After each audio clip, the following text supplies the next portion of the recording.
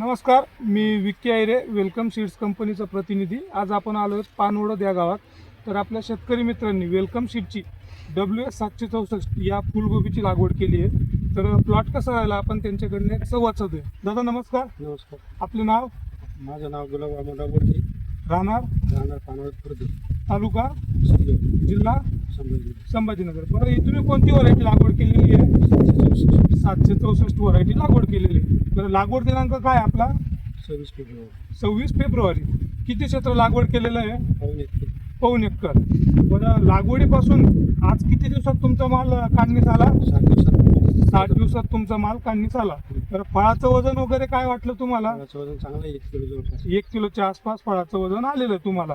बरं, व्हरायटी कशी वाटली अजून? वरती चांगली आहे. व्हरायटी चांगली. टेम्परेचरला कशी आहे? टेम्परेचर सहन करते. सहन करते. तुम्ही व्हरायटीबद्दल समाधानी आहात? 764. हो.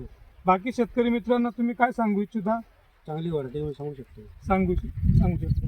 बरं, तसेच आपल्यासोबत गायत्री नर्सरीचे मालक गजूभाऊ आहेत. आपण त्यांच्याकडनंही संवाद साधू. गजूभाऊ नमस्कार. नमस्कार सर. व्हरायटीबद्दल काही सांगू शकता तुम्ही? हो सर, व्हरायटी चांगली आहे आणि रोप लागवडीसाठी आपण तयार केलेलं होते 21 दिवसामध्ये.